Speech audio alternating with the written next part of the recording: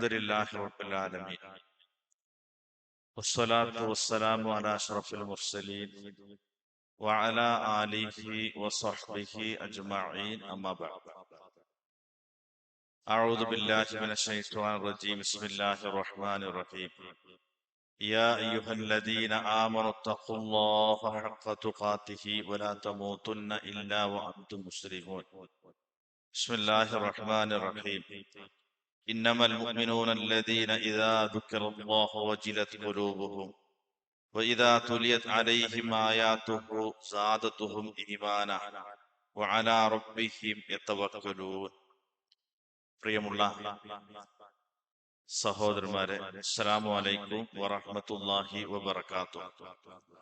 ജീവിതത്തിന്റെ എല്ലാ രംഗങ്ങളിലും അല്ലാഹു സുബ്ഹാനഹു വ തആലയുടെ കൽപ്പനകളും നിർദ്ദേശങ്ങളും കഴിവിന്റെ പരമാവധി സൂക്ഷിച്ചും പാലിച്ചും തഖ്വയോടുകൂടി ജീവിക്കാൻ നാം ബാധ്യസ്ഥരാണെന്ന കാര്യം ആമുഖമായി ഓർമ്മപ്പെടുത്തുകയാണ്. അല്ലാഹു സുബ്ഹാനഹു വ തആല നമ്മുടെ ഈ സദസ്സിനെ സ്വീകരിക്കുകയും പറയുകയും കേൾക്കുകയും ചെയ്യുന്ന കാര്യങ്ങൾ പരമാവധി ജീവിതത്തിൽ ഉൾക്കൊണ്ടുകൊണ്ട് ജീവിതത്തിൽ പുലർത്തി മുന്നോട്ട് പോകാൻ നമുക്ക് തൗഫീക്ക് നൽകി അനുഗ്രഹിക്കുമാറാകട്ടെ. നമ്മൾ തുടർന്നു പോകുന്ന അറിയുക അല്ലാഹുവിനെ എന്ന വൈജ്ഞാനിക പരമ്പരയുടെ 4ാം ഭാഗത്തിലാണ് നമ്മൾ ഉള്ളത്. തവക്കുല് അർത്ഥവും വ്യാപ്തിയും എന്നതാണ് നമ്മൾ ഇന്ന് പങ്കുവയ്ക്കാൻ പോകുന്ന വിഷയം.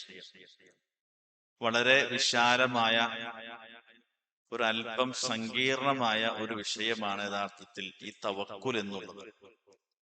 എന്നാൽ വിശ്വാസികൾക്ക് ഏറ്റവും ലളിതവും ജീവിതത്തിൽ നമുക്ക് ഏറ്റവും കൂടുതൽ നമ്മുടെ ജീവിതത്തെ നിയന്ത്രിക്കുന്ന ഒരു ഭാഗവും കൂടിയാണ് തവക്കുൽ.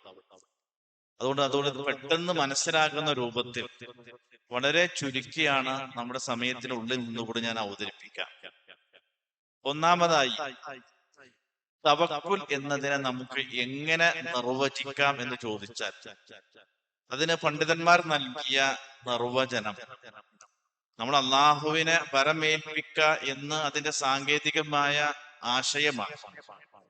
തവക്കുൽ എന്ന് പറഞ്ഞാൽ ഒരു വിശ്വാസിയുടെ രക്ഷാ കവചമാണ് തവക്കുൽ. നിങ്ങൾ മനസ്സിൽ ഓർപ്പിക്കാം, വിശ്വാസിയുടെ രക്ഷാ കവചമാണ്.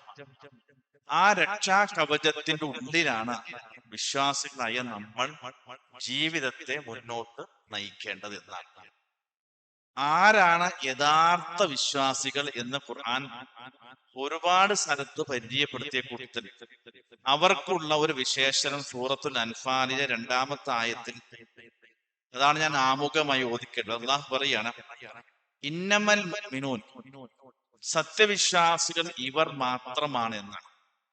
അറബി ഭാഷാ പ്രകാരം ഇന്നമ എന്ന പദപ്രയോഗം ആദ്യം വന്നു കഴിഞ്ഞാൽ അതിന് ശേഷം വരുന്നതിനൊക്കെയും മാത്രം എന്ന അർത്ഥം കിട്ടും.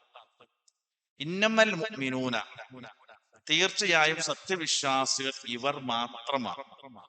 എന്താണ്? അല്ലദീന ഇദാ ദുക്കിറ അല്ലാഹു, അവരുടെ മുമ്പിൽ അള്ളാഹുവിനെ പറയപ്പെട്ടാൽ വജിലത്ത് ഖുലൂബുഹും, ഹൃദയം പിടയ്ക്കും. അതാണ് ഒരു അടയാളം. വഇദാ തുലിയത് അലൈഹിം ആയാതുഹു, അള്ളാഹുവിന്റെ ദൃഷ്ടാന്തങ്ങൾ വചനങ്ങൾ അവരുടെ മുമ്പിൽ ഓതി കേൾപ്പിക്കപ്പെട്ടാൽ സാദത്തുഹും ഈമാന, ഈമാൻ ഇങ്ങനെ വർദ്ധിക്കും. വഅലാ റബ്ബിഹിം യതവക്കലൂൻ, അതോടൊപ്പം അവർ റബ്ബിൽ തവക്കുൽ ചെയ്ത് ജീവിക്കുന്നവരുമാണ്. അപ്പൊ ഈ ആയത്തിൽ പറഞ്ഞ 3 കാര്യങ്ങൾ. ഒന്ന്, അള്ളാഹുവിനെ കുറിച്ച് പറഞ്ഞാല് ഹൃദയങ്ങൾ പിടയ്ക്കുമെന്നാണ്. അപ്പൊ നമ്മുടെ ഈമാന്റെ ഗ്രാഫ് എവിടെയാണെന്ന് നമുക്ക് സ്വയം പരിശോധിക്കാം. നമ്മൾ മറ്റുള്ളവരുടെ പരിശോധനയ്ക്ക് നമ്മുടെ ബാധ്യതയില്ല. അവനവന് എന്റെ ഈമാന്റെ ഗ്രാഫ് എവിടെയാണ്? ഈ പറഞ്ഞതിൽ ഈമാൻ വർദ്ധിക്കും, അള്ളാഹുവിനെ കുറിച്ച് പറയപ്പെടുന്ന ഹൃദയം പിടയ്ക്കും, അവസാനം പറഞ്ഞു അള്ളാഹുവിൽ തവക്കുൽ ചെയ്ത് ജീവിക്കുന്നവരാണ് എന്നാണ്. അപ്പൊ തവക്കുലിന്റെ ഭാഷ അർത്ഥമാണ് ഞാൻ പറഞ്ഞത്, മുസ്ലിമിന്റെ രക്ഷ കവചം. ഇനി തവക്കുൽ എന്ന് പറഞ്ഞാൽ ആ സാങ്കേതികമായ പദത്തിന്റെ വിശാലമായ അർത്ഥം എന്താണെന്ന് പറഞ്ഞു. ഇതാണ് നിങ്ങൾ ശരിക്കും മനസ്സിൽ ഉറപ്പിക്കേണ്ടത്. അപ്പൊ ഞാൻ പറഞ്ഞു കഴിഞ്ഞാൽ നിങ്ങൾ മനസ്സിൽ പറഞ്ഞു ഉറപ്പിക്കണം. ഒരു വിശ്വാസി തന്റെ ജീവിത ഭാരങ്ങളെ അള്ളാഹുവിനെ ഏൽപ്പിച്ച് സ്വതന്ത്രനായി ജീവിക്കുന്ന ജീവിത സാഹചര്യത്തിലാണ് തവക്കുൽ എന്ന് പറയാം. ഒരു വിശ്വാസി അവന്റെ ജീവിത ഭാരങ്ങളെ ആരെ ഏൽപ്പിക്കണം? അള്ളാഹുവിനെ ഏൽപ്പിച്ച്, അങ്ങനെ ഏൽപ്പിച്ചാൽ നമ്മൾ ആരായി? സ്വതന്ത്രനായി. അങ്ങനെ ജീവിക്കുന്ന ജീവിത സാഹചര്യത്തിനാണ് എന്ത് പറയാ? തവക്കുൽ. അല്ലെങ്കിൽ ആ ജീവിത അനുഭൂതിക്കാണ് തവക്കുൽ എന്ന് പറയാം. അപ്പൊ നമ്മുടെ ജീവിതത്തിലെ മുഴുവൻ ഭാരങ്ങളെയും അള്ളാഹുവിനെ ഏൽപ്പിച്ച് നമ്മൾ പിന്നെ സ്വതന്ത്രനായി എന്ന് പറഞ്ഞാൽ തവക്കുൽ ശരിയായി കഴിഞ്ഞാൽ ഒരു വിശ്വാസി എല്ലാ നിലക്കും സ്വതന്ത്രനാണ്. പിന്നെ അവനക്ക് യാതൊരുവിധ ആകുലതകളും ഉണ്ടാവില്ല. സ്വതന്ത്രനായി ജീവിക്കുമ്പോൾ കിട്ടുന്ന ആത്മീയമായ അനുഭൂതിക്ക് പറയുന്ന പേരാണ് എന്ത് പറയാ? തവക്കുൽ. അപ്പൊ നമ്മുടെ തവക്കുൽ കൊണ്ട് നമുക്ക് അങ്ങനെ ആത്മീയമായ ഒരു അനുഭൂതി കിട്ടുന്നുണ്ടോ നമ്മൾ പരിശോധിക്കണം. അതാണ് ഞാൻ വിശദീകരിക്കാം. രണ്ടാമത്തെ സംഗതി, ആർക്കാണ് തവക്കുൽ ഉണ്ടാകുള്ളൂ? മുവഹിദായ മനുഷ്യർക്ക് മാത്രമേ ജീവിതത്തിൽ എന്തുണ്ടാവുള്ളൂ? തവക്കുൽ ഉണ്ടാവുള്ളൂ. ആരാ മുവഹിദ് എന്ന് പറഞ്ഞാൽ? നമ്മൾ തൗഹീദ് ഉള്ളവർ എന്ന് പറയും. ഞാൻ കഴിഞ്ഞ ക്ലാസ്സിൽ പറഞ്ഞിരുന്നു, മുവഹിദ് എന്ന് പറഞ്ഞാൽ ജീവിതത്തിൽ അള്ളാഹുവിനെ അംഗീകരിക്കുകയും അള്ളാഹുവിനെ മാത്രം ആശ്രയിക്കുകയും ചെയ്യുന്നവനാണ് ആര്? മുവഹിദ്. ഒന്നുകൂടി പറയാം, അള്ളാഹുവിനെ അംഗീകരിക്കുകയും ജീവിതത്തിൽ ആരെ മാത്രം ആശ്രയിക്കുള്ളൂ? അള്ളാഹുവിനെ മാത്രം ആശ്രയിച്ച് കഴിഞ്ഞു പോകുന്ന, മുന്നോട്ട് പോകുന്ന ആൾക്കാണ് മുവഹിദ് എന്ന് ഖുർആന്റെ ഭാഷയിലുള്ള വിവക്ഷ. അപ്പൊ ഈ മനുഷ്യർക്ക് മാത്രമേ തവക്കുലിന്റെ ആത്മീയമായ അനുഭൂതി ലഭിക്കുകയുള്ളൂ എന്ന തിരിച്ചറിവ് നമുക്കുണ്ടാകും. ഇനി ഒരുപാട് ഘടകങ്ങൾ തവക്കുലിനുണ്ട്. ഇനി ഞാൻ എന്താണ് തവക്കുൽ എന്ന് പറഞ്ഞു. നിങ്ങളൊന്ന് പറഞ്ഞു നോക്കി, എന്താ തവക്കുൽ എന്ന് പറഞ്ഞാൽ?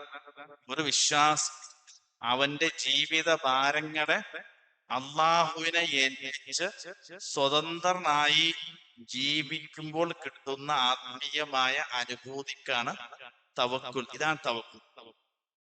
ഇനി അവസാനം പറയാൻ വച്ച വിഷയം ഞാൻ ആദ്യം തന്നെ പറയാണ്. ഇനി എന്തല്ല തവക്കുൽ? എന്തല്ല തവക്കുൽ? അവനവന്റെ അറിവില്ലായ്മയും പരിചയക്കുറവും മൂലം ഏതെങ്കിലും ഒരു കാര്യത്തിൽ ചെന്നുപെട്ടു രക്ഷയില്ല എന്ന് കാണുമ്പോൾ ബാക്കി മുഴുവൻ അള്ളാഹുവിനെ ഏൽപ്പിക്കുന്നതല്ല തവക്കുൽ. അവനവന്റെ അറിവില്ലായ്മയും പരിചയക്കുറവും മൂലം ജീവിതത്തിൽ വന്നുപെടുന്ന ദുരിതങ്ങൾക്ക് മുമ്പിൽ നമ്മൾ പെട്ടു എന്ന് കാണുമ്പോൾ തവക്കുൽത്തു അലല്ലാഹ് എന്ന് പറയുന്നത് എന്തല്ല? ഇസ്ലാം ലഭിച്ച തവക്കുല് അല്ല. എന്താ ഞാൻ അങ്ങനെ പറയാൻ കാരണം? നബി സല്ലല്ലാഹു അലൈഹി വസല്ലമ പറഞ്ഞു, ലൗ അന്നക്കും തതവക്കലൂന അലല്ലാഹി ഹഖ്ക തവക്കുലിഹി, നിങ്ങൾ അള്ളാഹുവിന്റെ മേൽ തവക്കുൽ ചെയ്യേണ്ട മുറപ്രകാരം ഹഖ്ക തവക്കുൽ ചെയ്താൽ എന്നാണ്. അപ്പൊ ഹഖ്ക തവക്കുൽ അല്ലാതെ തവക്കുൽ ഉണ്ടല്ലോ. ആ തവക്കുലാണ് ഞാൻ പറഞ്ഞത്. പെട്ടൂന്ന് കാണുമ്പോൾ എന്ത് ചെയ്യും? തവക്കുൽ തുറഞ്ഞ് അർത്ഥം നോക്കട്ടെ എന്നാണ്. അത് തവക്കുൽ ഇസ്ലാം പഠിപ്പിച്ച ഹഖ്ക തവക്കുൽ അല്ല. നമ്മൾ ചർച്ച ചെയ്യുന്നത് യഥാർത്ഥ തവക്കുൽ. എന്താണ് ഹഖ്ക തവക്കുൽ എന്നാണ്. ആ ഹഖ്ക തവക്കുലിനെ മാത്രമേ ആര് സ്വീകരിക്കുള്ളൂ? അല്ലാഹ് സ്വീകരിക്കുകയുള്ളൂ. അവർക്ക് മാത്രമേ ഞാൻ പറഞ്ഞ ആത്മീയമായ അനുഭൂതി ലഭിക്കുകയുള്ളൂ എന്നാണ്. അപ്പൊ എങ്ങനെയാണ് നമ്മുടെ തവക്കുൽ ഹഖ്ക തവക്കുൽ ആകാം? അല്ലെ, എന്താണ് ഹഖ്ക തവക്കുൽ എന്ന് പറഞ്ഞതാണ് ഞാൻ വിശദീകരിക്കാം. ഒന്നാമതായി, തവക്കുലിന്റെ ഒന്നാമത്തെ ഘടകം, ഏറ്റവും ആവശ്യമായ ഒരു ഘടകം തവക്കുലിന് വേണ്ടത് ക്ഷമയാണ്. ക്ഷമ ഉള്ളവർക്ക് തവക്കുൽ ഉണ്ടാകും. തവക്കുൽ ഉണ്ടെങ്കിൽ ക്ഷമയും ഉണ്ടാകുമെന്നാണ്. അത് വിശുദ്ധ ഖുർആൻ എല്ലാ പ്രവാചകന്മാരെയും ചേർത്ത് പറഞ്ഞിട്ട് എല്ലാ പ്രവാചകന്മാർക്കും നബിമാർക്കും ഉള്ള ഒരൊറ്റ സ്വഭാവം, എല്ലാവരെയും ഒരുമിച്ച് പറയാൻ പറ്റിയ ഒരു സ്വഭാവം ഖുർആൻ പറഞ്ഞത് വകുല്ലും മിനസ്സാബിരീൻ എന്നാണ്. എല്ലാ പ്രവാചകരും ക്ഷമാശീലരായിരുന്നു എന്നാണ്. എന്ന് പറഞ്ഞാൽ എല്ലാ പ്രവാചകന്മാർക്കും പറയാൻ പറ്റിയ ഏതെങ്കിലും ഒരു സ്വഭാവത്തെ പോയിന്റ് ഔട്ട് ചെയ്താൽ അത് ഏതാണ്? ക്ഷമാശീലരായിരുന്നു എന്ന് പറഞ്ഞു. അപ്പൊ ക്ഷമയാണ് ഒരു വിശ്വാസിയെ സംബന്ധിച്ചിടത്തോളം ജീവിതത്തിലെ ഏറ്റവും പ്രധാന ഘടകം. അതുകൊണ്ടാണ് ഖുർആൻ പറഞ്ഞത് ഫസ്ബിർ, നിങ്ങൾ ക്ഷമിക്കണം. എത്രയോ സ്ഥലത്ത് ഫസ്ബിർ, നിങ്ങൾ ക്ഷമിക്കണം. എന്നിട്ട് പറഞ്ഞു വസ്ബിർ ഫഇന്നല്ലാഹ ലാ യുദീഉ അജ്റൽ മുഹ്സിനീൻ, നിങ്ങൾ ക്ഷമിച്ചോ. ക്ഷമിച്ചവന്റെ ജീവിതത്തിന്റെ ഒരു അധ്വാനവും അല്ലാഹു പാഴാക്കുകയില്ല എന്നാണ്. ജീവിതത്തിൽ ക്ഷമ സ്വീകരിച്ചതിന്റെ പേരിൽ, സഹിച്ചതിന്റെ പേരിൽ, ക്ഷമിച്ചതിന്റെ പേരിൽ നമുക്ക് ഒരു നഷ്ടവും സംഭവിക്കില്ല. അത് നമ്മൾ മനസ്സിലാക്കണം. നിങ്ങൾ എടുത്തു പരിശോധിച്ച ക്ഷമിച്ചതിന്റെ പേരിൽ ഒരാൾക്കും ആത്യന്തികമായ ഒരു നഷ്ടം സംഭവിക്കില്ല എന്നുള്ളതാണ്. അത് ലാഭം മാത്രമായി. മാത്രമല്ല അല്ലാഹു പറഞ്ഞു, അല്ലാഹ് ആരുടെ കൂടെ എന്ന് ചോദിച്ചപ്പോൾ ഇന്നല്ലാഹ മഅസ്സാബിരീൻ, അല്ലാഹ് ക്ഷമിക്കുന്നവന്റെ ഒപ്പം അള്ളാഹു ഉണ്ടാവും എന്ന് പറഞ്ഞാൽ അള്ളാഹുവിന്റെ സാന്നിധ്യം അവന്റെ ഒപ്പം ആത്മീയമായി അവനുണ്ടാവും. ഇന്നല്ലാഹ യുഹിബ്ബു സ്വാബിരീൻ, ക്ഷമിക്കുന്നവരെ അള്ളാഹു ഇഷ്ടപ്പെടുന്നു എന്നാണ്. അപ്പൊ ക്ഷമയുടെ ഒരുപാട് തലങ്ങൾ ഖുർആൻ പറഞ്ഞിട്ടുണ്ട്. അപ്പൊ ഞാൻ പറഞ്ഞു, ക്ഷമയാണ് ഒന്നാമത്തെ ഘടകം. എല്ലാ പ്രവാചകന്മാരെയും ചേർത്ത് പറഞ്ഞ ഘടകം ക്ഷമയാണ്. ക്ഷമിച്ചാൽ ജീവിതത്തിൽ ഒരു നഷ്ടവും സംഭവിക്കില്ല എന്ന് മാത്രമല്ല, ക്ഷമിക്കുന്നവരൊപ്പമാണ് ആരുണ്ടാവുകയുള്ളൂ? അള്ളാഹു ഉണ്ടാവും. ഇനി മറ്റൊരു കാര്യം ക്ഷമയെ കുറിച്ച് പറഞ്ഞു, ക്ഷമയ്ക്ക് മാത്രമാണ് അള്ളാഹു നേർക്ക് നേരെ പകരം സ്വർഗം എന്ന് പറഞ്ഞത്. ക്ഷമിച്ചാൽ സ്വർഗം. ഇപ്പൊ ഖുർആനിൽ ഡയറക്റ്റ് ആയിട്ട് നിസ്കരിച്ചാൽ സ്വർഗം എന്ന് ഡയറക്റ്റ് കാണൂല. പിന്നെയോ നിസ്കരിച്ചവർക്ക് സ്വർഗമുണ്ട്, ഒരു സംശയമില്ല. നിസ്കരിച്ചാൽ സ്വർഗം എന്ന് ഡയറക്റ്റ് ഖുർആനിലെ പ്രയോഗം. എന്നാൽ നേർക്ക് നേരെ ക്ഷമിച്ചാൽ പകരം സ്വർഗം എന്ന് പറഞ്ഞത് ക്ഷമയെ കുറിച്ച് മാത്രമാണ്. കാരണം ഒരു കൂട്ടം ആളുകൾ സ്വർഗത്തിലേക്ക് വരികയാണ്. അപ്പൊ അല്ലാഹു സുബ്ഹാനഹു വ തആല അവർ പറയും സലാമുൻ അലൈക്കും, നിങ്ങൾക്ക് സ്വാഗതം, നിങ്ങൾ വരൂ, നിങ്ങൾ വരൂ. അപ്പൊ ഇവരെ കാത്തിരിക്കുകയാണ്.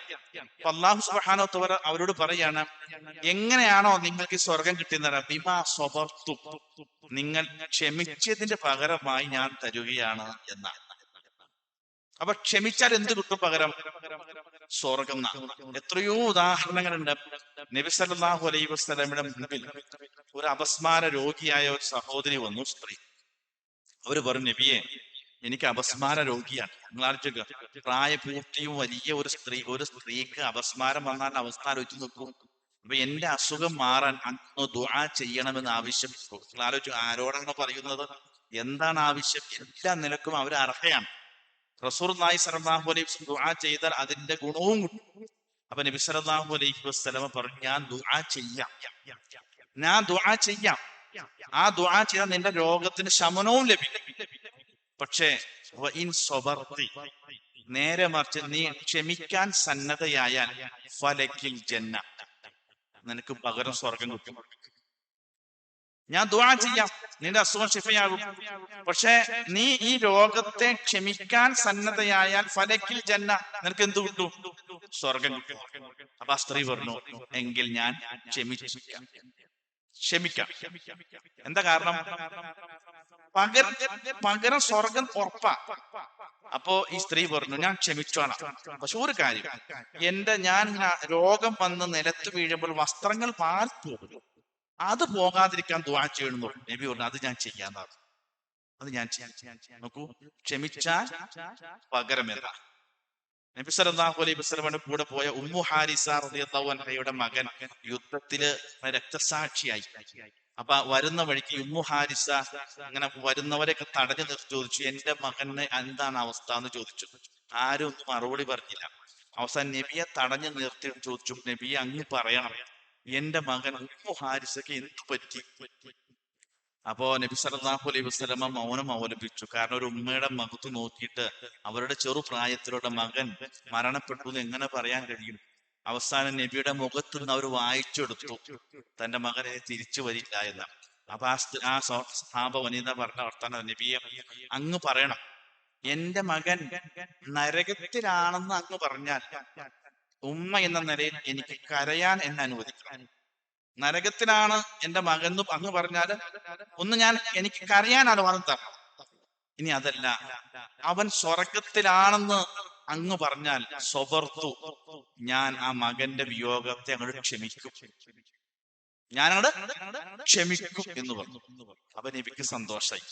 അപ്പൊ നബി പറഞ്ഞു, സല്ലല്ലാഹു അലൈഹി വസല്ലം പറഞ്ഞു, ഇന്നബനിക അസാബൽ ഫിർദൗസ മുഹാരിസ, നിന്റെ മകൻ സ്വർഗവും കടന്ന് ഫിർദൗസിൽ എത്തിയിരിക്കുന്നു എന്നാ പറഞ്ഞത്. അപ്പൊ ആ സ്ത്രീ ആ എന്താ പറഞ്ഞത്? സ്വർഗത്തിലാണെന്ന് പറഞ്ഞാൽ ഞാൻ ക്ഷമിക്കാം. അപ്പൊ ക്ഷമ എന്ന് പറഞ്ഞാൽ ജീവിതത്തിൽ ഒരു വിശ്വാസ ജീവിതത്തിലെ അനിവാര്യ ഘടകമാണ് ക്ഷമ. ക്ഷമയുള്ളവർക്ക് തവക്കുലുണ്ടാവുള്ളൂ, ഒരു സംശയമില്ല. തവക്കുലുണ്ടെങ്കിൽ ക്ഷമയും ഉണ്ടാവും എന്നാണ്. യാക്കൂബ് നബി അലൈഹി സ്വലാത്തു വസ്സലാം, ക്ഷമയെ കുറിച്ച് ഒരുപാട് വിശദീകരണം, ഞാൻ അത് ഷോർട്ടാക്കാണ്. യാക്കൂബ് നബി അലൈഹി സ്വലാത്തു വസ്സലാം നടത്തിയ ഒരു പ്രയോഗമുണ്ട്.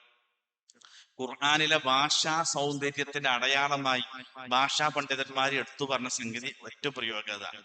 ഈ യൂസുഫ് നബി അലൈഹി സ്വലാത്തു വസ്സലാം നഷ്ടപ്പെട്ട് അവരൊന്നും പറയുന്നുണ്ട്, കാരണങ്ങൾ പറഞ്ഞു, ഇങ്ങനെ ചെന്നായെ പിടിച്ചു എന്നൊക്കെ പറഞ്ഞപ്പോൾ പറഞ്ഞു, ഞാൻ ഭംഗിയായി ക്ഷമിക്കുന്നു എന്ന് പറഞ്ഞു.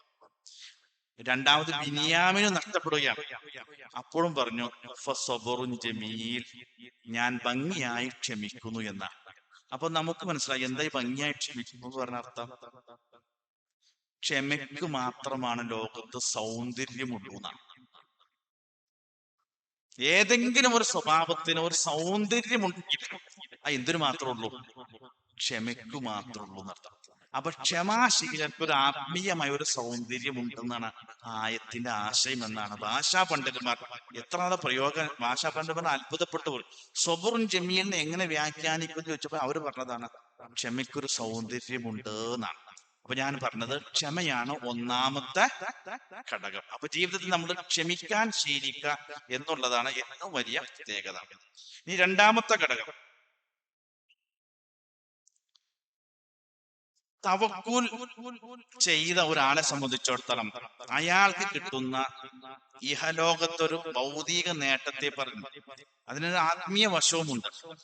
വമൻ യതവക്കൽ അലല്ലാഹി ഫഹുവ ഹസ്ബുഹ്, ആരാണോ ശരിയായ രൂപത്തിൽ അള്ളാഹുവിൽ തവക്കുൽ ചെയ്യുന്നത് അവന് ആര് മതി? അല്ലാഹ് മതി. നിങ്ങൾ ആലോചിച്ച് നോക്കുക, ആ ഒരൊറ്റ ആയത്ത് മതി.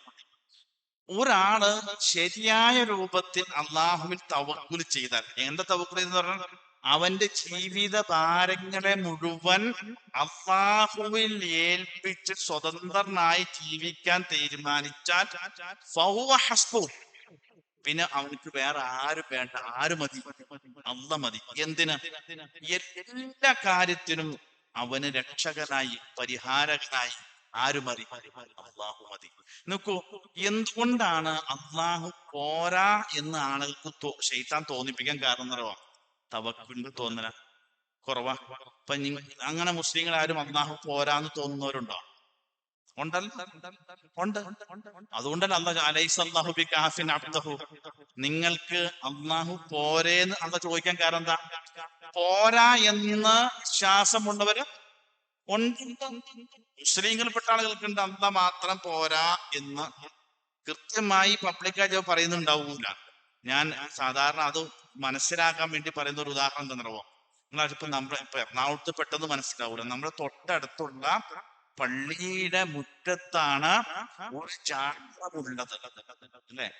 ചാരമുള്ളത്. മഗ്രിബ് നിസ്കാരം കഴിഞ്ഞ് സലാം വീട്ടി അല്ലാഹു അന്തസ്സലാം എന്ന് പ്രാർത്ഥിച്ചിറങ്ങുന്ന അല്ലാഹുമ്മ ലാ മാനിഅ ലിമാ അഅ്തൈത വലാ മുഅ്തിയ ലിമാ മനഅത എന്ന് പ്രാർത്ഥിച്ചിറങ്ങുന്ന, മഗ്രിബ് നിസ്കരിച്ച് ഇറങ്ങുന്ന, ഇത് പറഞ്ഞിറങ്ങുന്ന ഒരു മുസ്ലിം പുറത്തിറങ്ങി ആ ഖബറിന്റെ അടുത്ത് പോയി വിനയാന്വിതനായി നിൽക്കുന്നത് എന്തുകൊണ്ടാ? ഇത്രയും നേരം പറഞ്ഞ കാര്യത്തിൽ നിന്ന് പരിഹരിക്കപ്പെടാത്തത് ഉണ്ട്. അത് എവിടെ പറയണം? ആണോ? അപ്പൊ അള്ളാഹു മാത്രം പോരാ എന്നാണ് വിശ്വാസമേ ഇവിടെ ആര് നടക്കുന്നുണ്ട്? ആളുകൾ നടക്കും. ഇല്ലെങ്കിൽ പള്ളിക്കോമ്പൗണ്ടിൽ ജാറത്തിന്റെ ആവശ്യമുണ്ടോ? പള്ളി കോമ്പൗണ്ടിൽ പുറത്ത് പാടുണ്ടോന്നല്ല, പള്ളി കോമ്പൗണ്ടിൽ ഒരു ജാറത്തിന്റെ ആവശ്യം എന്താണ്? ഇവിടെ പറഞ്ഞിട്ടും പരിഹരിക്കപ്പെടാത്ത വിഷയങ്ങൾ പറയാനുള്ള സംവിധാനമാണ് അവിടെ. ചോദിച്ചത് നിങ്ങൾക്ക് ഞാൻ പോരെ എന്ന,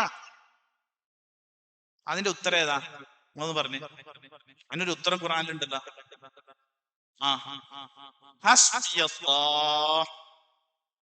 എനിക്ക് ആര് മതി? നീ മാത്രം.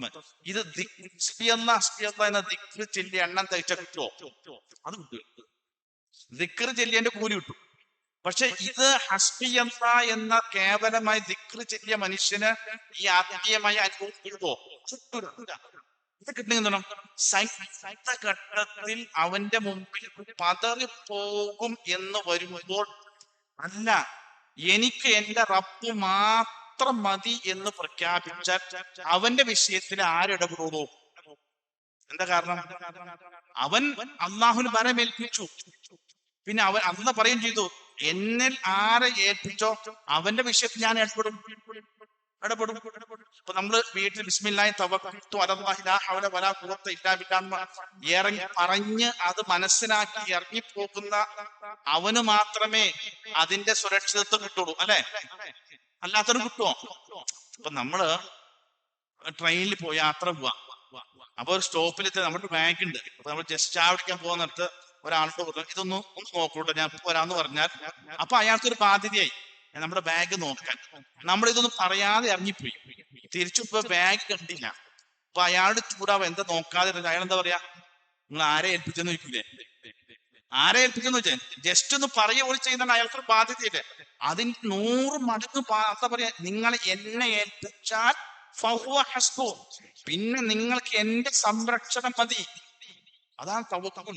ഞാൻ പറഞ്ഞത്, നമുക്ക് ജീവിതത്തിൽ സുരക്ഷിതത്വം എന്തുകൊണ്ട് സെക്യൂരിറ്റി ഫീൽ ചെയ്യുന്നില്ല ചോദിച്ചാൽ തവക്കുലിന്റെ അപൂർണതയാണ്.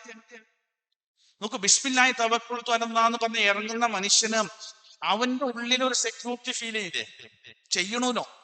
ഏതുപോലെ ഈ പണ്ട് കോവിഡിന് വാക്സിൻ എടുത്ത ഒരാൾക്ക് അവനക്ക് പുറത്തിറങ്ങി നടക്കാൻ എങ്ങനെ ധൈര്യം കിട്ടിയെന്നറിയാവോ? എന്താ എങ്ങനെ ധൈര്യം കിട്ടിയേ?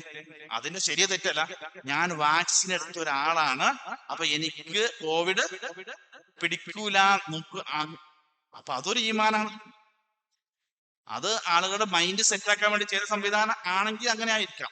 ഞാൻ പറഞ്ഞത്, അപ്പൊ നമുക്കറിയാം നമ്മുടെ മനസ്സ് പാകപ്പെടുകയാണ്. ആ ഇത് ചെല്ലുന്ന നമുക്ക് എന്തുകൊണ്ട് അങ്ങനെ സംരക്ഷണം ഫീൽ ചെയ്യുന്നില്ല എന്നാണ് ഞാൻ ചോദിക്കുന്നത്. അതിനെന്തുകൊണ്ട് ഫീൽ ചെയ്യുന്നില്ല? നമ്മുടെ തവക്കുൽ ഹഖ് തവക്കുൽ ആകുന്നില്ല.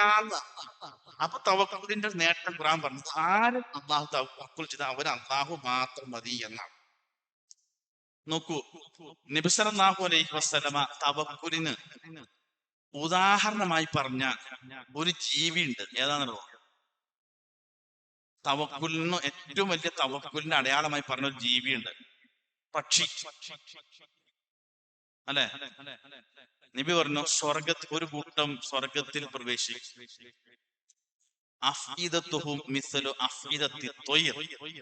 അവരുടെ ഹൃദയം പക്ഷിയുടെ ഹൃദയം പോലെ ഹൃദയമാണെന്ന്. അപ്പൊ മുഹദ്ദിസുകൾ എന്താണ് ഈ പക്ഷിയുടെ ഹൃദയം എന്നാ? അപ്പോഴാണ് അടുത്ത ഹദീസിനെ വ്യാഖ്യാനിച്ചത്, നിങ്ങൾ ശരിയായ രൂപത്തിൽ തവക്കുൽ ചെയ്ത പക്ഷിക്ക് റിസ്ക് കൊടുക്കുന്നത് പോലെ നിങ്ങൾക്കും ഞാൻ റിസ്ക് നൽകാം.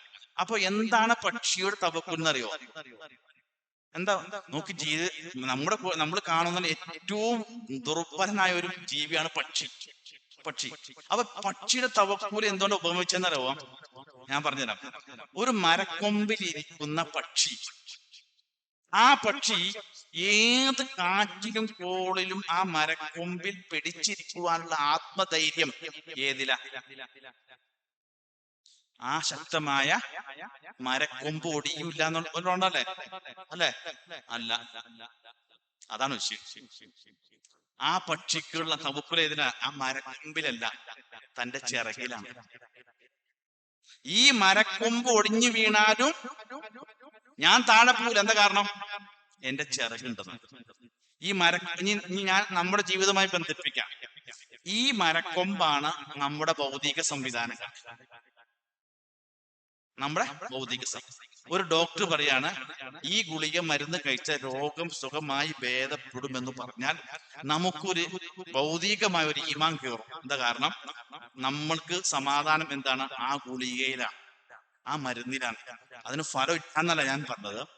ഭൗതിക സംവിധാനങ്ങളെ ആശ്രയിച്ചാൽ എന്ത് നഷ്ടപ്പെടും? തവക്കുല് നഷ്ടപ്പെടും. ഭൗതിക സംവിധാനങ്ങൾക്ക് പരിമിതിയുണ്ട്. ഭൗതിക സംവിധാനങ്ങൾ ആശ്രയിക്കാൻ പാടില്ല, ഉപയോഗപ്പെടുത്തണം. പക്ഷെ എവിടെയാണോ നമ്മൾ ഭൗതിക സംവിധാനത്തെ ആശ്രയിച്ചാൽ എന്ത് സംഭവിക്കും? തവക്കുല് ആശ്രയം എവിടെ പറ്റുള്ളൂ? ഈ മരുന്ന് ഈ മരുന്നിലൊന്നുമല്ല എനിക്ക് എന്റെ ആശ്രയം. ഈ മരുന്ന് ഒരു മാർഗം മാത്രമാണ്.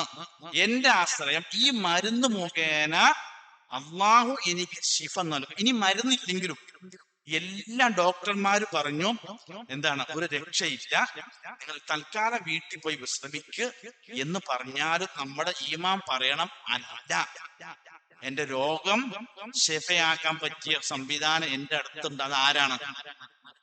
എന്റെ റബ്ബാണ്. അപ്പൊ തവക്കുൽ ചെയ്യും ഒരു വിശ്വാസി പതറൂല എന്നർത്ഥം. അപ്പൊ നബി ഉപയോഗിച്ചത് പക്ഷിക്കുള്ള തവക്കുൽ. പക്ഷി സ്വന്തം ചിറക്, ആ വിശ്വാസിയുടെ ചിറകാണ് ഏത്? തവക്കുൽ. വിശ്വാസിയുടെ ചിറകാണ്. അപ്പൊ നമ്മുടെ ചിറക് നമ്മുടെ തവക്കുലാണ്. ആ തവക്കുലിലാണ്. അതിന്റെ അർത്ഥം ഞാൻ ആദ്യം പറഞ്ഞല്ലോ, ചീറിപ്പാഞ്ഞു വരുന്ന ഒരു വാഹനത്തിന് മുമ്പിൽ പോയിട്ട് തവക്കൽത്തു അലല്ലാന്ന് പറഞ്ഞ് നിന്നാൽ ആ വാഹനം നമ്മുടെ മുമ്പിൽ വന്ന് നിൽക്കുന്ന എന്റെ അർത്ഥം.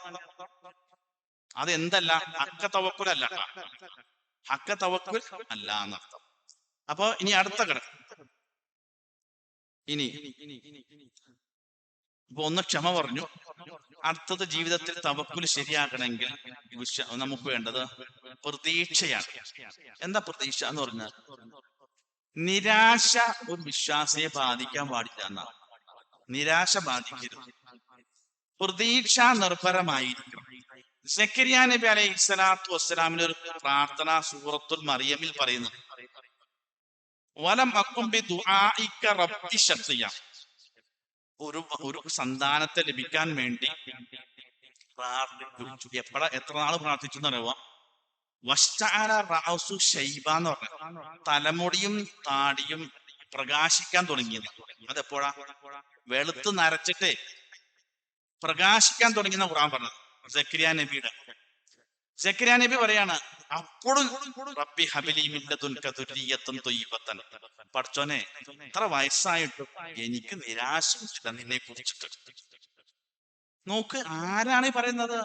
ജീവിതത്തിന്റെ എല്ലാ സായം സന്ധിയിൽ പ്രായാധിക്യത്താൽ വയസ്സനായി, അഥവാ ചില മുഫസ്സിർ പറയുന്നുണ്ട് 80-90 വയസ്സിന് മേലെ കടന്നു സക്കരിയ നബി അലൈഹി സ്വലാത്തു വസ്സലാം. അപ്പോഴും പറയണം എന്നാൽ ഒരു കുട്ടിക്ക് വേണ്ടി നിന്നോട് പ്രാർത്ഥിക്ക് നിരാശ ഇതുവരെ വന്നിട്ടില്ല എന്നാണ്. അതിന്റെ അത്ഭുതം എന്ന് പറയുമോ, ഈ സക്കരിയ നബി അലൈഹി സ്വലാത്തു വസ്സലാമിന് 2 ഇതുണ്ടായി, ഭൗതികമായ തടസ്സങ്ങൾ ഉണ്ടായി.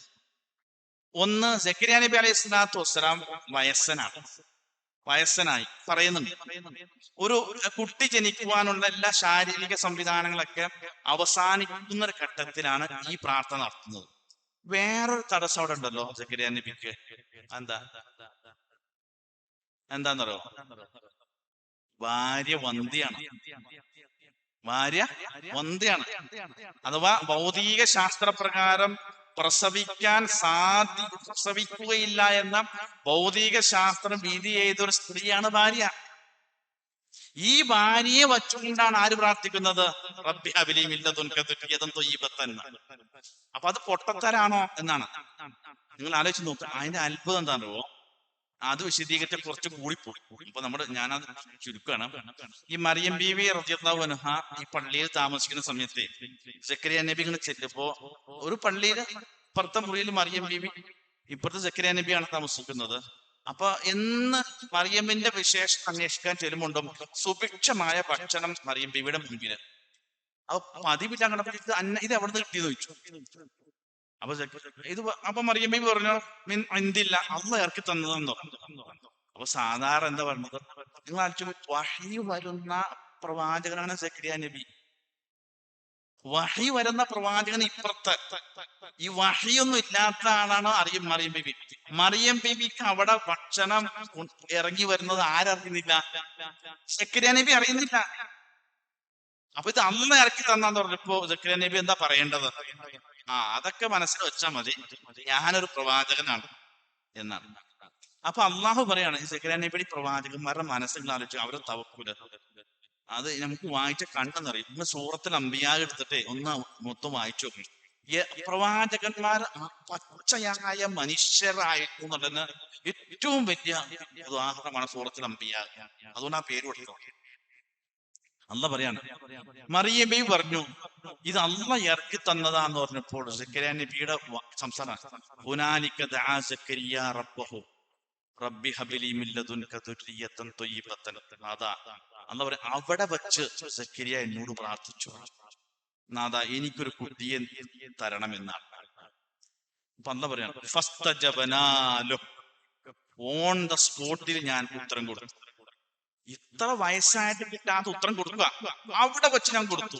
എന്നിട്ട് പറഞ്ഞു, സക്കരിയ നിനക്കൊരു കുട്ടി ജനിക്കാൻ പോകുന്നു, ഇസ്മുഹു യഹ്യ, പേര് ഒരു അരുട്ടു, കുട്ടി ജനിക്കാൻ പോകുന്നു, പേര് വരെ അന്നിട്ടാണ്, അന്നിട്ട പേരാണ് യഹ്യ. അപ്പൊ ഞാൻ ചോദിക്കട്ടെ, അവിടെ വെച്ച് പ്രാർത്ഥിക്കാൻ ആ സ്ഥലത്തിന് എന്താ പ്രത്യേകത?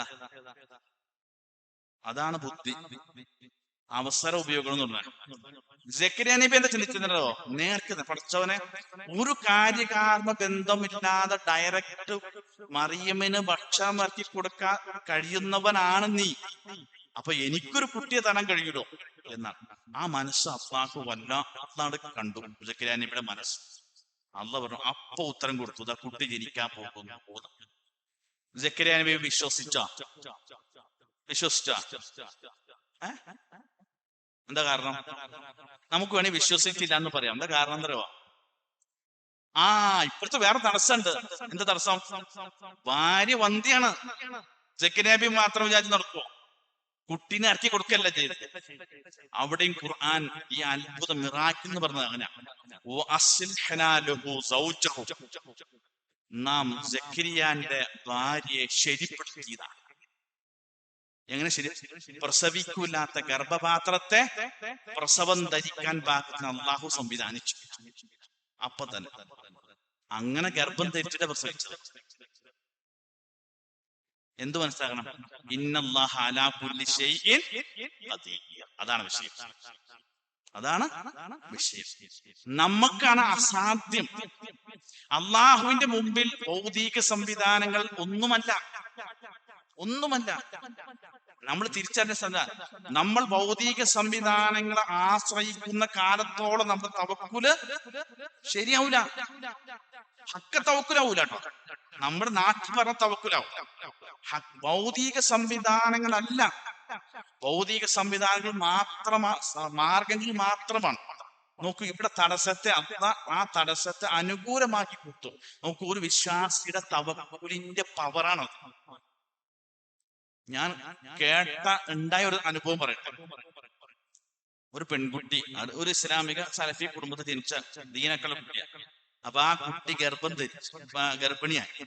അപ്പൊ അങ്ങനെ ആശുപത്രിക്ക് ഡോക്ടറെ കാണിക്കാൻ പോയി. അപ്പോ എന്താണ് ഈ ഡോക്ടർ കുഴപ്പമൊന്നുമില്ല എന്ന് പറഞ്ഞു. അങ്ങനെ അവസാനം തൊട്ടുമ്പോ ഒരു ചെക്കപ്പ് ഡോക്ടർ പറഞ്ഞു, കുട്ടി തിരിഞ്ഞാലൊപ്പം കിടക്കുന്നതെന്ന് പറഞ്ഞു. കുട്ടി തിരിഞ്ഞുപോയി. അപ്പൊ ഡോക്ടർ പറഞ്ഞു, നിങ്ങൾ അടുത്ത വർഷം നേരത്തെ വരണം എന്ന് പറഞ്ഞു. അപ്പൊ ഈ കുട്ടി തിരിഞ്ഞു കിടന്ന് ആ വാർത്ത കേട്ട് തിരിച്ചിരുമ്പോൾ ഈ പെൺകുട്ടിയുടെ ഉമ്മ അറിയാതെ പറഞ്ഞു, പഠിച്ചോ നമുക്ക് തന്നെ ഇത് വച്ചല്ലോ മോളെ എന്ന്. അങ്ങനെ പറയാൻ പാടില്ല, അറിയാതെ പറഞ്ഞു പോയി. ഈ പെൺകുട്ടി പറയും, അങ്ങനെ പറയരുത്. അതാണ് ഈമാൻ. അങ്ങനെ പറയരുത്. ആകാശഭൂമികളെ മാറ്റിമറിക്കുന്ന അല്ലാഹു എന്റെ കുട്ടീനെ തിരിക്കാൻ വലിയ പ്രയാസം ഉണ്ടോന്ന് ജസ്റ്റ് പറഞ്ഞതാണ്. അങ്ങനെ ഇവർ അടുത്ത ചെക്കപ്പിൽ ലാസ്റ്റ് ചെല്ലുമ്പോൾ ഡോക്ടർ ഇങ്ങനെ തലയിൽ ഇങ്ങനെ കൈ വെച്ചിട്ട് മേശപ്പുറത്ത് ഇരിക്കുകയെന്നാണ്. ഈ കുട്ടി കറക്റ്റ് പൊസിഷനിലിട്ട് തിരിഞ്ഞു വന്നേക്കുക. ആരായിരിക്കും തിരിച്ചത്? അല്ലാഹ്. എന്തിന്റെ പേരിലായിരിക്കണം? ആ പെൺകുട്ടിയുടെ വർത്തമാനമുണ്ട്, അത് അള്ളാഹുവിന്റെ നേരിട്ട് ബാധിക്കുന്ന വിഷയം. ആകാശഭൂമികൾ തിരിക്കുന്ന അള്ളാഹ്ക്ക് എന്റെ കുട്ടിയെ തിരിക്കാൻ തടസ്സമുണ്ടോ? അതിന് അള്ള ഉത്തരം കൊടുക്കണ്ടേ? ഓൺ ദ സ്പോട്ടിൽ മാറിയതാ. ഇതേപോലെ അനുഭവം നമ്മുടെ ജീവിതത്തിൽ ഉണ്ടാകും. എത്രയോ ഉദാഹരണം അറിയാം. അതാണ് തവക്കുലിന്റെ പവർ. അപ്പൊ നിരാശ നമ്മളെ ബാധിക്കുന്നു. നിരാശ വന്നാൽ നമ്മുടെ ഈമാന്റെ ഗ്രാഫ് താഴെ പോകും. എന്താ കാരണം? യാക്കൂബ് നബി ഈ ബിന്യാമിനെയൊക്കെ അന്വേഷിക്കാൻ പറഞ്ഞിട്ടുണ്ട് 2ാം പ്രാവശ്യം. നിങ്ങൾ ഈജിപ്തിലേട്ടാ പോണേന്ന് പറയുമ്പോ യൂസുഫ വാഹീഹി, മക്കളെ അവിടെ ചെല്ലുമ്പോ നമ്മുടെ യൂസുഫിനെ ബിന്യാമിനെ ഒന്ന് അന്വേഷിക്കണോന്ന്. എത്രയോ വർഷങ്ങളായി. അപ്പൊ മക്കൾ വെച്ചു, വാപ്പാക്ക് എന്താ തലക്ക് സുഖല്ലേ, ഇനി യൂസുഫിന് ജീവിച്ചിരിക്കുകയോ, ബിന്യാമിൻ കിട്ടൂന്ന. അപ്പൊ യാക്കൂബ് നബി പറയുന്നുണ്ട്, മക്കളെ നിങ്ങൾ ഒരിക്കലും നിരാശപ്പെടട്ടെ. അവിശ്വാസികൾക്ക് മാത്രമേ നിരാശ ഉണ്ടാവൂ. അപ്പൊ നിരാശ വന്നാൽ ഈമാന്റെ ഗ്രാഫ് കുറഞ്ഞു എന്നതിന്റെ അർത്ഥം. അവിശ്വാസികൾക്ക് മാത്രമാണ് ജീവിതത്തിൽ നിരാശ ഉണ്ടാവുള്ളൂ. നോക്കൂ, എന്നിട്ട് യാക്കൂബ് നബി എന്താ പറഞ്ഞത്?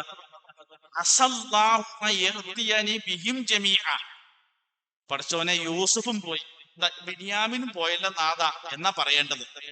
യാക്കൂബ് നബി എന്റെ ഈ 2 മക്കളെയും എന്റെ റബ്ബ് എനിക്ക് തിരിച്ചു തരുന്ന, അതാണ് പ്രതീക്ഷ. കിട്ടിയോ? അതാണ് പ്രതീക്ഷയുടെ ഫലം, തവക്കുലിന്റെ ഫലം. നിരാശ ബാധിക്കുന്നത്. നിരാശ വന്നാൽ ഈമാന്റെ ഗ്രാഫ് താഴെ പോകുന്നു മാത്രമല്ല, തവക്കുല് അപൂർണമായി എത്താം. അത് ഞാൻ അത്ര വിശദീകരിക്കുന്നു, അത് ഒരുപാട് വിശദീകരണം. ഇനിയിപ്പോ 3ാമത്തെ ഘടകം എന്ന് പറഞ്ഞാൽ സബബുകൾ ചെയ്യണം. ഹക്ക തവക്കുൽ സബബ്. എന്താ സബബ് എന്ന് പറഞ്ഞാൽ? ഒരു മനുഷ്യൻ എന്ന നിലയിൽ ആ കാര്യം സാധിക്കാൻ, നടക്കാൻ നമ്മുടെ ഭാഗത്തുനിന്ന് എന്തെല്ലാം ചെയ്യണമോ അതെല്ലാം നമ്മൾ ചെയ്തിരിക്കണം. ഒരു ഉദാഹരണം, നൂഹ് നബി അലൈഹി സ്വലാത്തു വസ്സലാമിന്റെ കാലത്ത് വെള്ളപ്പൊക്കം ഉണ്ടായി. ആരെ കപ്പലുണ്ടാക്കിയത്? നൂഹ് നബി. അതാണ് സബബ്. അള്ളാഹ്ക്ക് വേണമെങ്കിൽ നൂഹ് നബിനെ എന്ത് ചെയ്യാം? അത്ഭുതകരമായി രക്ഷപ്പെടുത്താൻ. കപ്പൽ ഉണ്ടാക്കുക എന്ന പണി സബബ് ആരെ കൂടി ചെയ്യിപ്പിച്ചു? നൂഹ് നബി. അപ്പൊ കപ്പലുണ്ടായി. ഇനി ആര് നോക്കുന്നു? അള്ളാഹു നോക്കും. നബി സല്ലല്ലാഹു അലൈഹി വസല്ലം ഹിജറ പോവാ. മക്കയിൽ നിന്ന് മദീനത്തേക്ക് കൊണ്ടുപോകാൻ അള്ളാഹു ഒരു പ്രയാസമില്ല. എന്താ കാരണം എന്നോ? തൊട്ട് മുമ്പാണ് 7 ആകാശത്തിലേക്ക് കൊണ്ടുപോയത്. ബൈത്തുൽ മുഖദ്ദസും കിടന്ന് 7 ആകാശത്തിലേക്ക് പോയി തിരിച്ചു വന്ന നബിയെ മക്കയിൽ നിന്ന് മദീനത്തേക്ക് കൊണ്ടാൻ ഒരു പ്രയാസം ഉണ്ടായില്ല. അള്ളാഹ് കൊണ്ടയോ? കൊണ്ടയില്ല. അള്ളാഹ് ആദ്യം പറഞ്ഞു, നബിയോട് പറ്റൊരാളെ കണ്ടെത്തും, ഒരു കൂട്ടുകാരനെ, ഒരു വഴികാട്ടി കണ്ടെത്തും. പോകുമ്പോൾ വാതിലടക്കണം, രാത്രി ആയിരിക്കണം പോകേണ്ടത്, വഴി മാറിപ്പോകണം, എളുപ്പ വഴി കണ്ടുപിടിക്കണം, ശത്രുക്കളുടെ കണ്ണിപ്പെടരുത്. നോക്കൂ, മദീനയിൽ എത്തുന്നത് വരെ നബി സല്ലല്ലാഹു അലൈഹി വസല്ലം റൂട്ട് മാപ്പുകൾ എടുത്തു നോക്ക്. ഇനി അതിലെ അത്ഭുതം നബി സല്ലല്ലാഹു അലൈഹി അവസാനം ഇതൊക്കെ അള്ളാഹ് പറഞ്ഞൊക്കെ നബി സബബുകളെല്ലാം ചെയ്ത് സൗർ ഗുഹയിൽ ചെന്ന് പെട്ടു. നബിയുടെ കഴിവ് അവസാനിച്ചോ? അവസാനിച്ചില്ലേ? അപ്പോ ശത്രുക്കൾ വന്നപ്പോൾ ആരിടപെട്ടു? അള്ളാഹ് ഇടപെട്ടിട്ട് പറഞ്ഞു, ശത്രുക്കളെ നബിയും അബൂബക്കർ സിദ്ദീഖിനെയും കാണാത്ത രൂപത്തിൽ ശത്രുക്കൾ അവിടുന്ന് തിരിച്ചു വത്താം. അതാണ് എന്ത് ചെയ്തത്? തവക്കുൽ എന്ന് പറഞ്ഞാൽ, സാധാരണ മക്കയിൽ നിന്ന് മദീനത്തേക്ക് പോണ റൂട്ട് നേരെ ഡയറക്റ്റ് അവിടെ. നബി നേരെ ഓപ്പോസിറ്റാ പോയത്. നമ്മൾ മക്കത്ത് നിന്നിട്ട് നമ്മൾ പോണ നോക്കി, ഹിറ സൗർ ഗുഹ നേരെ ഓപ്പോസിറ്റ് ആണ്. ആ വഴി നബി പോയത്. ഇപ്പൊ ഒരു മനുഷ്യൻ നിലയിൽ നമ്മൾ ചെയ്യേണ്ട മുഴുവൻ കാര്യവും എന്ത് ചെയ്യണം? ചെയ്തിരിക്കണം. ഇതെല്ലാം ചെയ്തിട്ട് വേണം എന്ത് ചെയ്യാൻ? തവക്കുൽ. നമ്മൾ സബബുൽ ചെയ്യാൻ. നബിയുടെ അടുത്തൊരാളൊന്നും, നബി ഞാൻ ഒട്ടകപ്പുറത്ത വന്നത്, ഞാൻ ഒട്ടകത്തെ കെട്ടിയിട്ടിട്ട് തവക്കുൽ ചെയ്യുന്നോ, കെട്ടിയിടാതെ തവക്കുൽ ചെയ്യും. നബി എന്താ പറഞ്ഞ? ആദ്യം ഒട്ടകത്തെ കെട്ടണം, തവക്കൽ. ഇത് നമ്മുടെ ജീവിതത്തിലേക്ക് കൊണ്ടുവരാം.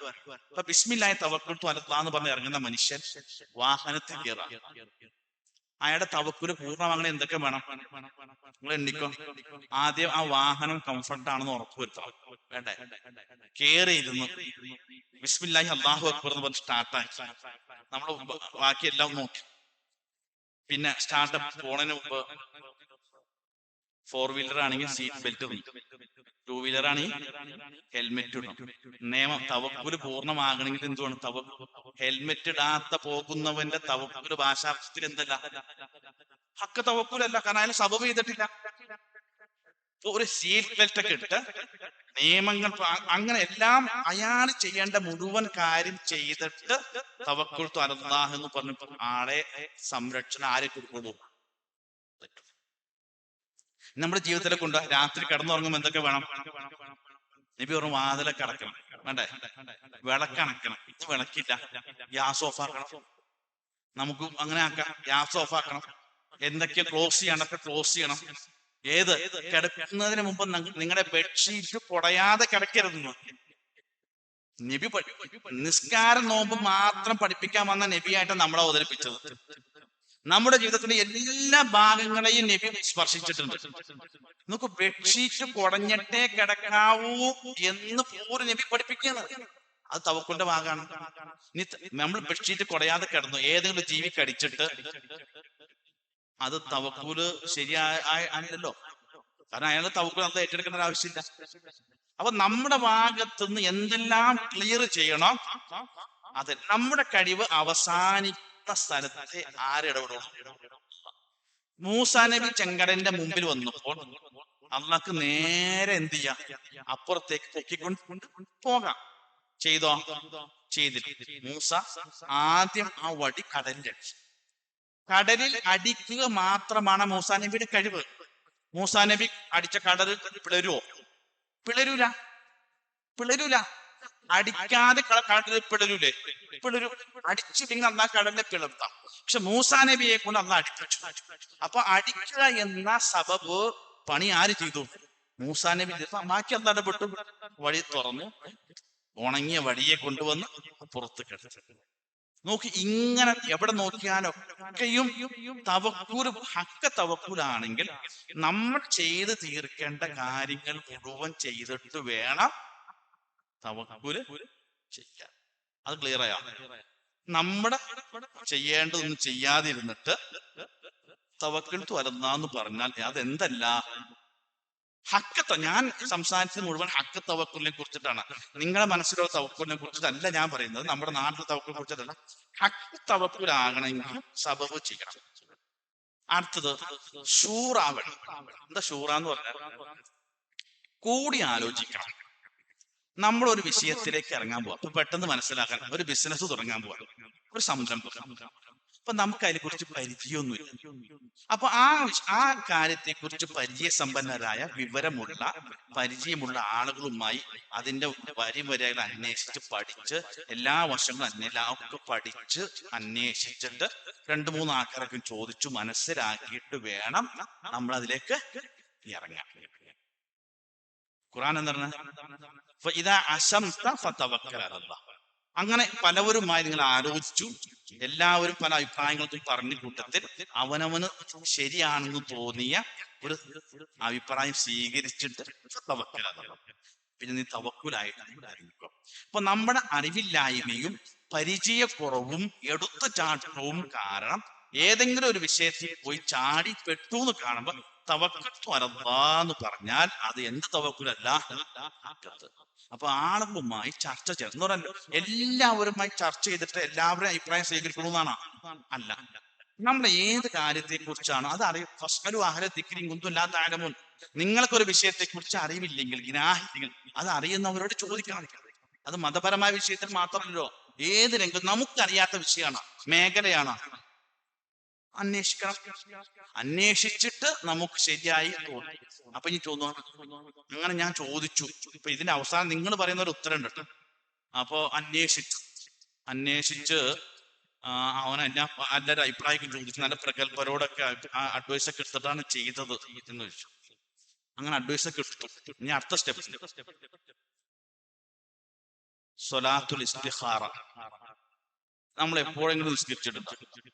അങ്ങനെ ഒരു നിസ്കാരം ഉണ്ട്. ഇനിയിപ്പോ ഞാൻ പറഞ്ഞു എന്ന് വിചാരിച്ചു നാളെ മുതൽ ദുഹറിന് ശേഷം ഞാൻ നിസ്കരിക്കാന്ന് വിചാരിച്ചിരിക്കുന്നത് അത് ആ നിസ്കാരം അല്ല. സ്വലാത്തുൽ ഇസ്തിഖാറ എന്ന് പറഞ്ഞു ഖൈറിനെ ചോദിച്ചുകൊണ്ട് ഉള്ള നിസ്കാരമാണ്. അപ്പൊ നമ്മുടെ സംരംഭം തുടങ്ങാൻ പോവാ. അപ്പൊ നമ്മൾ അതിന്റെ എല്ലാം പഠിച്ച് അന്വേഷിച്ച് എല്ലാ സംവിധാനങ്ങളൊക്കെ ശരിയായി ഒരു തീരുമാനത്തിൽ എത്താൻ പറ്റില്ല. അപ്പൊ നമ്മൾ ഒരു 2 റക്അത്ത് നിസ്കരിക്കാം, ഇസ്തിഖാറത്തിന്റെ നിസ്കാരം എന്ന നിലയിൽ. എന്നിട്ട് സലാം വീട്ടുന്നതിന് മുമ്പോ, ചിലവർ പറഞ്ഞു റുക്കുഅന് ശേഷം, ചിലവർ സലാം വീട്ടിയതിനു ശേഷം, ചിലവർ സുജൂദിലാണ്, എപ്പോഴാണെങ്കിലും ശരി ഒരു ഇസ്തിഖാറത്തിന്റെ പ്രാർത്ഥന. അല്ലാഹുമ്മ ഇന്നി അസ്തഖിറുക ബിഇൽമിക, അല്ലാഹുവേ ഞാൻ നിന്നോട് ഖൈറിനെ ചോദിക്കുന്നു, വ അസ്തഖ്ദിറുക ബിഖുദ്റതിക, നിന്റെ കഴിവിൽ നിന്ന് ഞാൻ നിന്നോട് കഴിവ് ചോദിക്കുന്നു, വ ഇന്നക തഅലമു വലാ അഅലമു, നിനക്ക് എല്ലാം അറിയുന്നവനാണ്, എനിക്കൊന്നും അറിയില്ല, വ അന്ത അല്ലാമുൽ ഗുയൂബ്, നീ എല്ലാ അദൃശ്യവും അറിയുന്നവനാണ്. എന്നിട്ടാ അല്ലാഹുമ്മ ഇന്ന ഹാദൽ അംറ, ഇപ്പൊ എന്റെ മുമ്പിൽ നിൽക്കുന്ന ഈ കാര്യം, എന്നിട്ട് ആ കാര്യം അവിടെ പറയണു.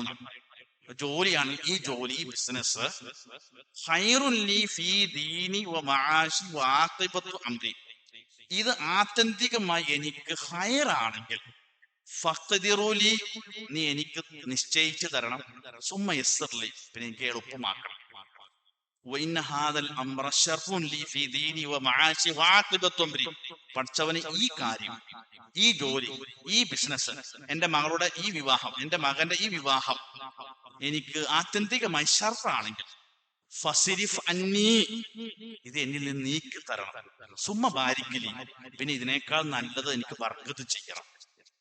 അങ്ങനെ പ്രാർത്ഥിച്ച് ഞാൻ അയാളുടെ മനസ്സിലാക്കുന്ന ഒരു കാര്യത്തെ തീരുമാനിക്കും, തരും. ആ തീരുമാനം എടുത്ത് നമ്മൾ മുന്നോട്ട് പോകണം. നോക്കൂ, നമ്മൾ എപ്പോഴെങ്കിലും ഏതെങ്കിലും ഒരു തീരുമാനം എടുക്കാൻ വേണ്ടി എത്ര പേര് നമ്മൾ ഇസ്തിഖാറ നിസ്കരിച്ചാ ചെയ്തത്? അതാ ഞാൻ പറഞ്ഞത്, നമ്മുടെ അറിവില്ലായ്മ പോയി ചാടും, എന്നിട്ട് ഇത് പെടും. പെട്ട് കഴിഞ്ഞാൽ എന്താ പറയും? തവക്കൽത്തു അലല്ലാ, ഇനി വരുമ്പോ നോക്കാം. അത് നാട്ടിലുള്ള തവക്കുല. അപ്പൊ ഇസ്തിഖാറത്ത് വേണം.